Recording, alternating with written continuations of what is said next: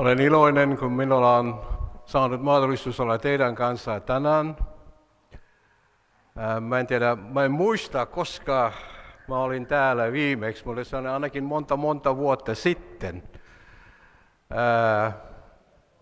Kiva olen täällä teidän kanssa ja toivotan, kun me avaamme Jumalan sana ja Pyhä Henki myös olla meidän kanssa, kun me kuuntelemme, mitä Jumala haluaa sanoa meille kaikille. Nyt pitäisi vaihtaa kieli, koska mä saan pyyntö eilen, mun piti puhua englantia, ja kun mulla on hyvä kaveri täällä mukana, kyllä mä luulen se onnistuu.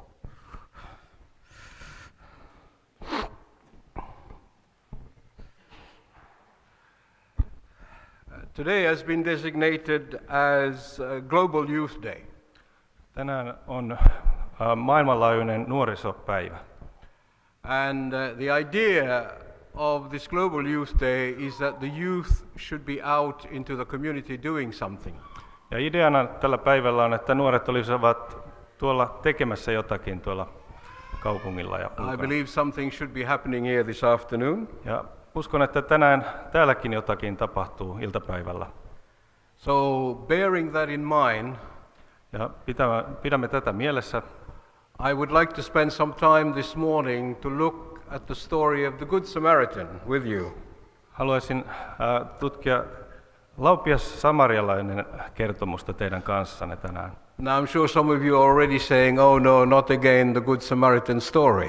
Ja jotkut nyt varmasti ajattelevat, että ei enää sitä laupias samarialainen kertomusta. But I believe that this story is one that is just as relevant today as it was in Jesus' time. Mutta uskon, että tämä kertomus on aivan yhtä relevantti, yhtä tärkeä tänä päivänä kuin mitä se oli Jeesuksen aikana. Perhaps even more relevant today than it was in Jesus' time. Jopa ehkä enemmän tänä päivänä kuin mitä se oli silloin. We are not going to read the story because it is familiar to all of us. Me emme nyt lue sitä kertomusta, koska se on meille kaikille tuttu. But the story begins with a man going down to Jericho from Jerusalem. Mutta kertomus alkaa siitä, että mies menee Jerusalemiin Jerikosta. Unfortunately, he was set upon by some thieves. Mutta valitettavasti hän kohtasi varkaita. They stripped him of his clothes. He ottivat hänen vaatteensa. They beat him. Ja löivät häntä. And they went away. Ja lähtivät pois. Leaving him half dead. Ja jättivät hänet puolikuoliaaksi. Brothers and sisters, there is within all of us a person who is beaten and broken. Sisaret ja veljet, meissä jokaisessa on ihminen, joka on lyöty ja rikkinäinen. And a person full of needs. Ja henkilö, joka on täynnä tarpeita. In many ways, each one of us represents the man lying down there on the side of the road in the ditch. Ja monilla tavalla jokainen meistä edustamme sitä miestä, joka siellä makasi lyötynä siellä ojanpientareella. And if we have lived at all, we have many needs that we ourselves cannot take care of. Jos olemme yhtään eläneet tätä elämää, niin meillä on tällaisia tarpeita jokaisella, jota ei ole täytetty. Our needs may be physical. Ne tarpeemme voivat olla fyysisiä. We may be ill. Voimme olla sairaita. So ill in fact that we cannot cope with life. Niin sairaita jopa, että emme selviä elämästä. We do not have the skills or the strength to get out of our situation. Meillä ei ole taitoja tai voimia selviytyä siitä tilanteesta. Many of us have emotional needs. Monilla meistä taas on tunteen tasoisia tarpeita. Depression and anxiety. Masennusta ja erilaisia muita ongelmia. We may have social needs. Sosiaalisia ongelmia. A lack of friends or even someone to love us. Ystävien puute taikka ei ole ketään, joka rakastaisi meitä. We may have spiritual needs. Meillä saattaa olla hengellisiä tarpeita. A lack of meaning in our lives. Tällaista elämän tarkoituksettomuutta. Each one of us has some needs. Joka ikisellä meistä on joitakin tarpeita. And we find ourselves in some way helpless. Ja jollakin tavalla huomaamme, että olemme avuttomia. That's okay. Se on ihan okei. After all, we are humans. Kuitenkin olemme ihmisiä. We are not perfect. Emme ole täydellisiä. Yes, we do break occasionally. Kyllä, silloin tällöin me murrumme. We get worn out. Me väsymme, uupumme. We cannot be a self-contained, perfectly functioning system. Emme voi olla täysin tällaisia riippumattomia systeemejä. Don't worry. Älä huoli. The good news is that if we are beaten and broken, Hyvä uutinen on se, että jos olemme lyötyjä ja murtuneita, it means that we have lived se tarkoittaa sitä, että me olemme eläneet and that we have taken risks. ja että olemme ottaneet riskejä. If the man had not decided to go down to Jericho, Jos se mies ei olisi päättänyt, että hän ei menisi sinne Jerikoon, he would never have fallen among thieves. hän ei olisi kohdannut näitä varkaita. He could have stayed at home, Hän olisi voinut jäädä kotiin, relax with his family, rentoutunut perheensä kanssa, enjoy a good meal with them, nauttinut hyvästä ateriasta heidän kanssaan. and he would have avoided being beaten up. Ja hän olisi välttänyt tämän, että hän olisi joutunut hakatuksi. Sometimes that's the smart thing to do. Ja joskus se saattaa olla fiksua tehdä näin. But he took the risk of going. Mutta hän otti riskin ja lähti. Everyday life is a risk, of course. Jokapäiväinen elämämme on tietysti riski. Sure, you and I can stay at home. Tietysti sinä ja minä voimme jäädä kotiin. We can relax. Voimme rentoutua, We can watch the TV, voimme katsoa telkkaria, read a good book, lukea hyvän kirjan, listen to some good music. kuunnella hyvää musiikkia. Thank you, by the way, for that beautiful piece by, I believe, Mozart it was. Kiitos tästä hyvästä musiikista, oliko se Mozartia? I relax by listening to good music, Minä whatever that may mean. Minä rentoudun kuuntelemalla hyvää musiikkia, mitä tahansa se on. But for many of us, this is actually what we do. Mutta monille meistä se on juuri mitä teemme. We avoid going anywhere. Me vältämme menemästä minnekään We avoid doing anything. ja tekemästä mitään. We don't want to form any emotional attachments with anyone. Emme halua muodostaa mitään tällaisia tunnesiteitä kenenkään kanssa. We flatly refuse to make commitments. Ja sitten selkeästi vaan kieltäydymme tekemästä mitään sitoumuksia. And we believe by doing so we are less likely to be hurt. Ja uskomme, että kun näin toimimme, niin vähemmän on todennäköistä, että meitä sitten mitenkään satutetaan. But at what cost, brothers and sisters? Mutta millä hinnalla, sisaret ja veljet? We will discover that we really don't live very much either. Me huomaamme, että emme todella elä myöskään. Yes, life is a risky business. Kyllä elämä on tällainen riskibisnes. I'm sure many of you watch on TV when they have these bulls. They're in Spain running after a whole bunch of people. Olette varmasti nähneet näitä härkäjuoksua, kun härät juoksevat ihmisten perässä. When I see them, I always wonder why on earth do they want to do something stupid like that? Tämä on siis Espanjassa ja minä ihmettelen aina, että minkä ihmeen takia he tekevät tällaista typeryyttä. But for them it is something exciting. Mutta heille se on jotakin jännittävää. I'm not sure I want my life to be that exciting. En oikein usko, että minä haluaisin minun elämääni niin jännittäväksi. I would never consider doing bungee jumping, for instance, Esimerkiksi bungee-hyppyä en koskaan ajattelisi tekeväni. or rock climbing. Tai vuorikiipeilyä. No point in taking unnecessary risk. Ei ole mitään järkeä ottaa tällaisia turhia riskejä. But a life fully lived can be pretty exciting. Mutta elämä, joka eletään täysillä, niin se voi olla hyvin jännittävää. As well as risky. Ja myöskin riskialtista. Being bored to death is not what I would choose. Tällainen kuolleeksi tylsistyminen ei ole sellaista, mitä minä valitsisin. Hopefully, I hope it is not what you will choose. Ja toivottavasti ette tekään valitsisi. Now, some of you might be thinking that finding yourself in a broken condition is a cause for shame. Ja jotkut ehkä ajattelisivat, että tällaisessa murtuneessa tilassa oleminen olisi jotain tällaista häpeällistä. There is no shame in being in a broken condition, Ei ole mitään hävettävää siinä, että on murtunut. like the poor man in the ditch. Niin kuin se mies siellä ojassa. Because it does mean that we have lived. Koska se tarkoittaa, että me olemme eläneet. Whilst that may not be your idea of fun, Vaikka te varmaankaan ette ajattele, että se on mitään hauskaa. it was only in that weak and helpless state that the grace of the living God was experienced. Vain siinä heikossa ja avuttomassa tilassa voidaan Jumalan armo kokea.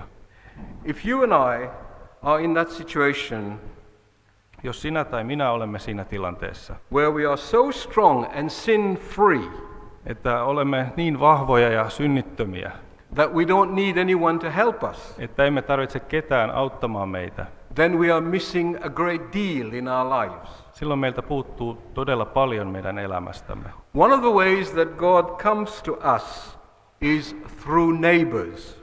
Ja yksi tapa, millä Jumala lähestyy meitä, on naapureiden ja lähimmäisten kautta. Those who offer themselves to us. Heidän kautta, jotka auttavat meitä. But I have learned that here in Finland, neighbors don't usually talk to each other. Mutta minä olen oppinut, että täällä Suomessa naapurit eivät välttämättä juttele toisillensa. I have lived in the same block of flats for almost 15 years. Olen asunut samassa kerrostalossa melkein 15 vuotta. And it was only last summer that I managed to get all my neighbors to talk to me. Ja vasta viime kesänä sain kaikki nämä naapurit puhumaan minulle. I tricked them. Minä huijasin heitä.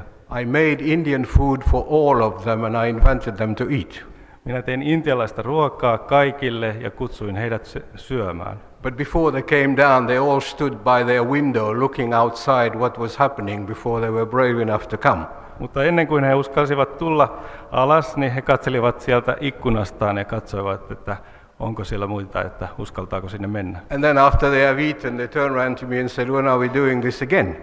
Ja kun he olivat syöneet, he kääntyivät minun puoleeni ja kysyivät, että milloin me tehdään tämä uudelleen. But sometimes communication is a huge problem for many of us. Mutta joskus monille meistä kommunikointi on suuri ongelma. But we should be on friendly terms with everyone. Mutta meidän pitäisi olla ystävällinen kaikkien kanssa. Because we never know when we may need the assistance of someone. Sillä emme tiedä koskaan, että milloin me saatamme tarvita heidän apuansa.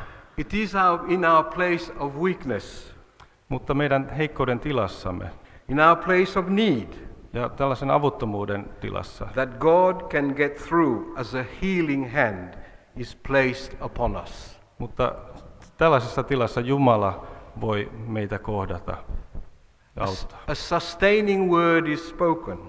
Ja tällainen hyvä puhe tai joku hyvä sana kohdistettuna And we are made whole again. meille, niin silloin me taas olemme ehjiä. Don't be so strong that you don't need love. Älä ole niin vahva, että et tarvitsisi rakkautta. Allow someone to be the channel of God's love. Salli jonkun olla sinulle Jumalan rakkauden kanavana. And that can only happen Ja se voi vain tapahtua, when you recognize that in some way you are that person lying in the ditch. sillä tavalla, että sinä jotenkin huomaat, että sinä olet se henkilö, joka makaa siellä ojassa. Now, there is also in each one of us a priest and a Levite. Ja jokaisessa meissä on myöskin tällainen pappi ja leeviläinen. A person who will avoid trouble. Henkilö, joka yrittää välttää ongelmia. A person who doesn't want to get involved. Henkilö, joka ei halua sitoutua. A person who doesn't want to get their hands dirty. Joka ei halua käsiänsä liata. Imagine if you were to get one of these phone calls. Ajattele, että saisit tällaisen puhelun. And someone phones you and says that they are carrying out a poll. Ja joku soittaa, että heillä on tällainen tutkimus. And the question is, Ja kysymys on, which do you think is a bigger problem in our society, ignorance or apathy? Ja kysymys olisi, että kumpi on suurempi ongelma meidän yhteiskunnassamme, tällainen välinpitämättömyys vai apatia? And you replied, Ja sinä vastaisit, personally I don't care. henkilökohtaisesti en välitä. The story is told of a group of students who were sitting for their exams. Eräs kertomus opiskelijoista, jotka istuivat tekemässä koetta. One of the questions was about the practical use of the story of the Good Samaritan.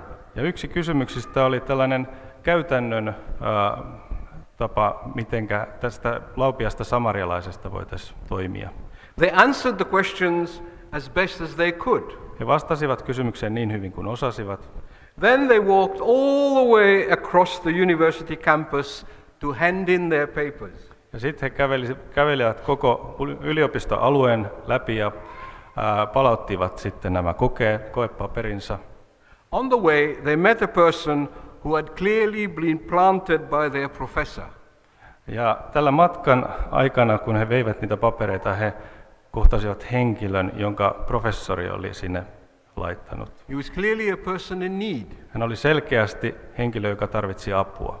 He was either begging Hän oli joko kerjäämässä, or hurting. tai sitten hän oli jotenkin, häntä sattui.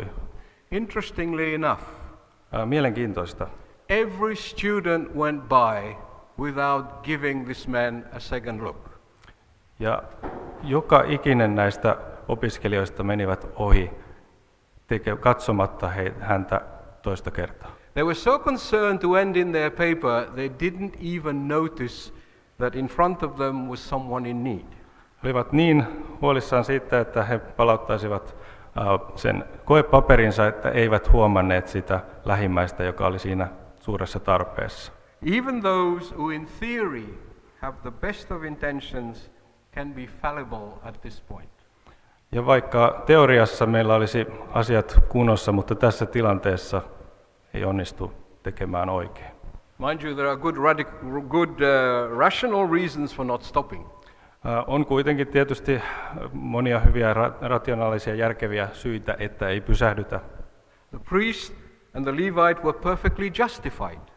Nämä pappi ja leeviläinen olivat täysin justified. They were right in what their action. He tekivät juuri oikein, Because that was what was expected of them. koska heiltä odotettiin, että he toimivat näin.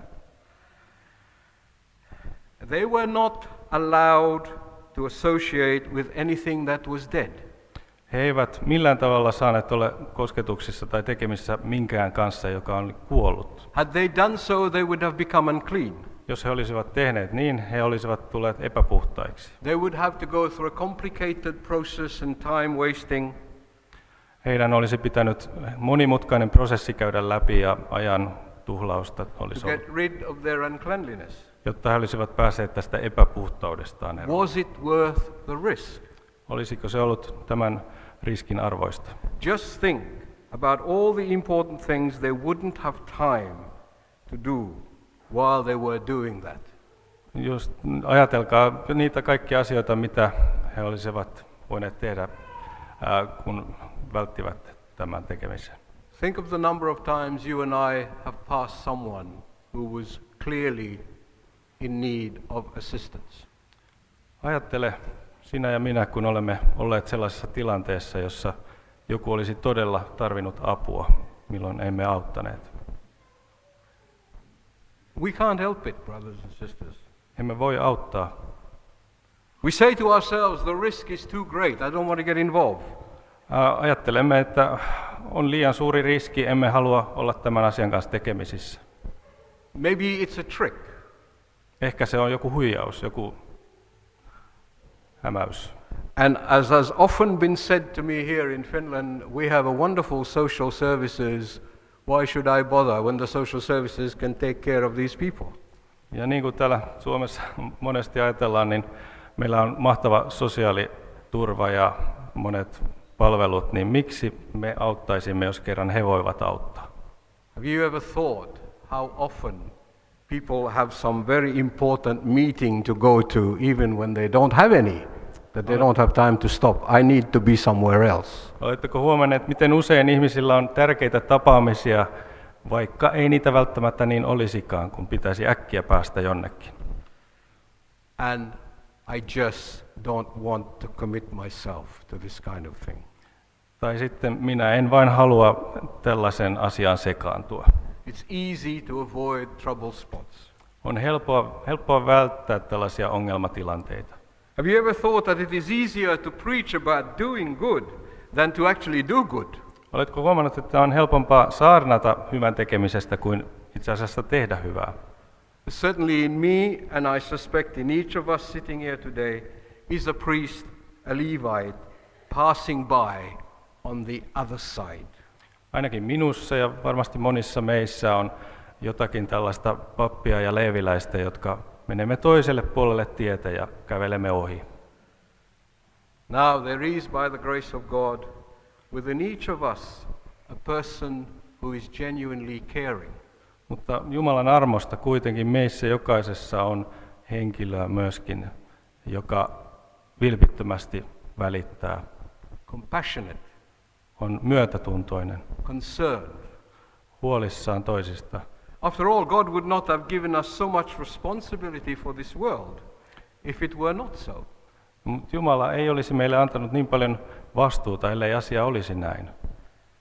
This person inside us is in fact the very image of God within each one of us. Ja tämä henkilö on itse asiassa Jumalan kuva, jonka Jumala on asettanut meihin jokaiseen.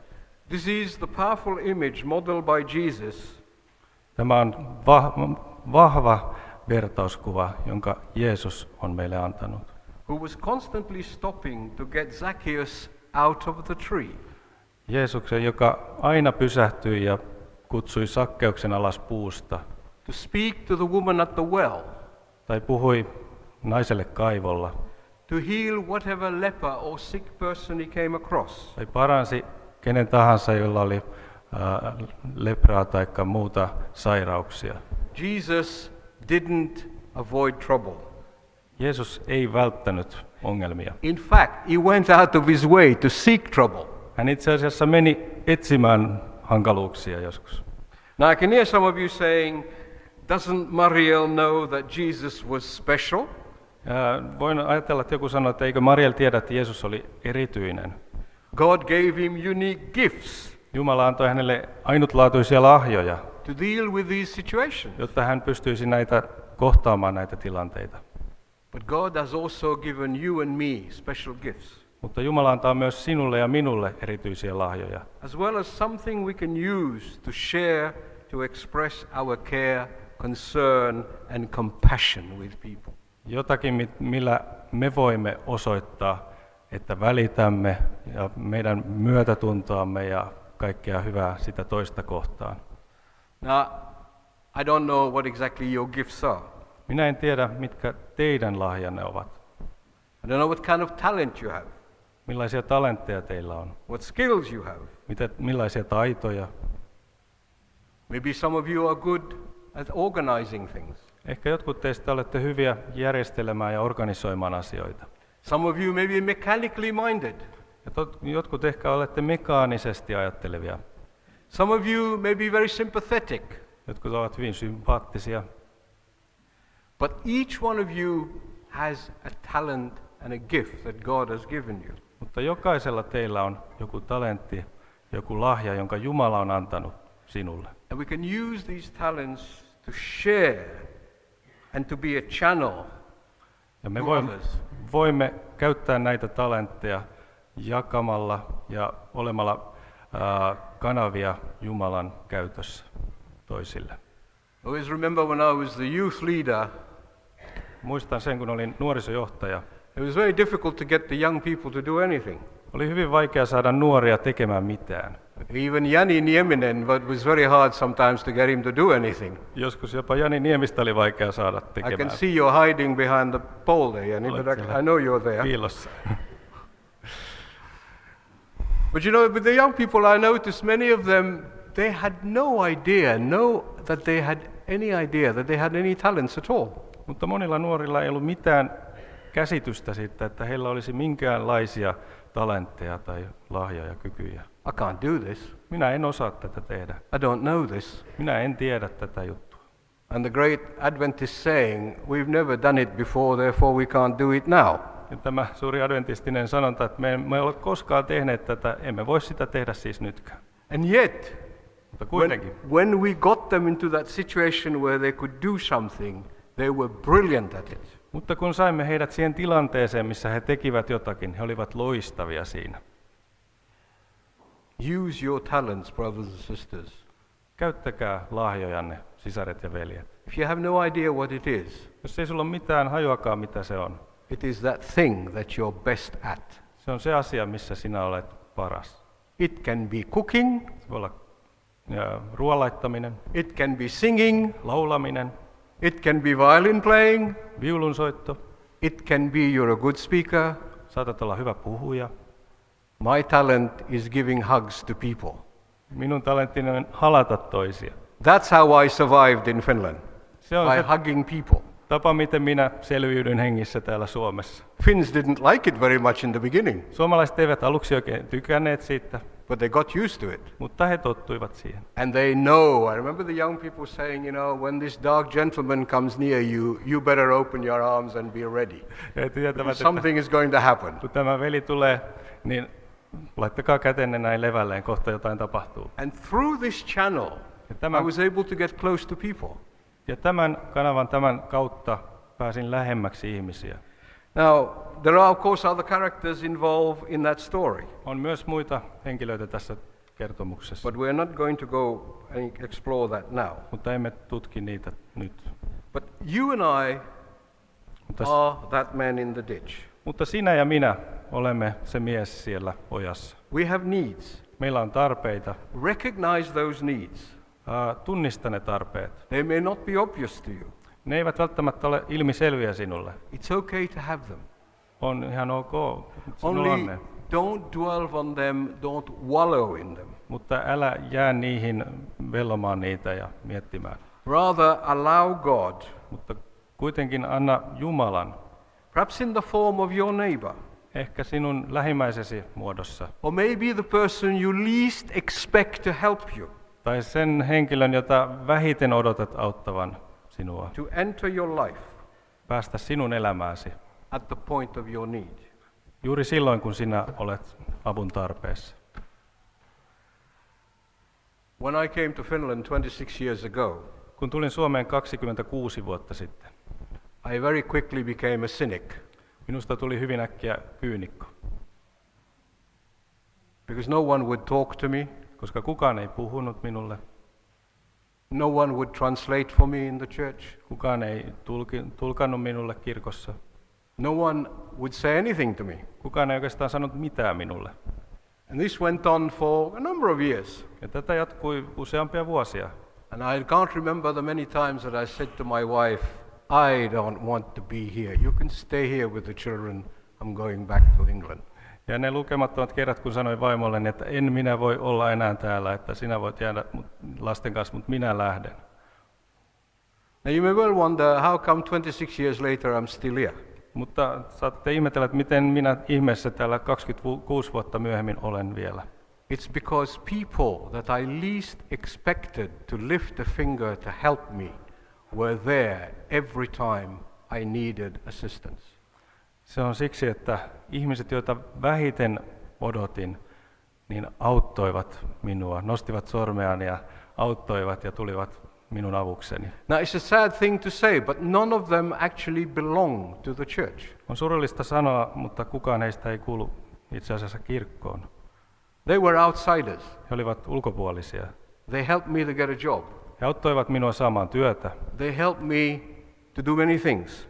He auttoivat minua tekemään monia asioita. And they showed me that they cared. Ja he osoittivat minulle, että he välittävät. They were willing to spend time to sit with me, He viettivät aikaa minun kanssani. to help me, Auttoivat to minua. guide me, Ohjasivat to minua. support me, Tukivat minua.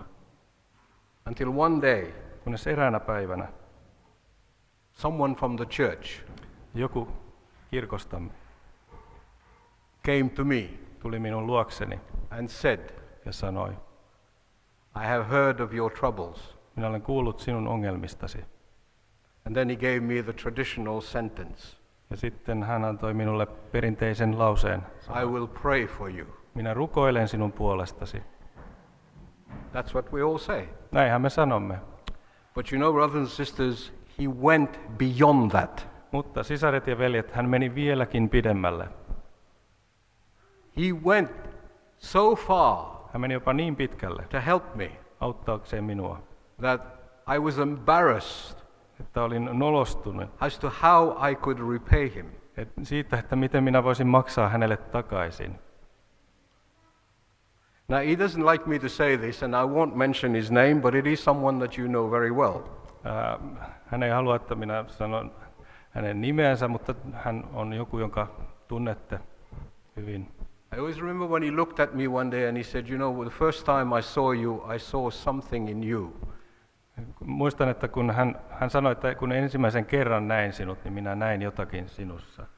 That told me Joka sanoi minulle, that one day you would do great things in Finland.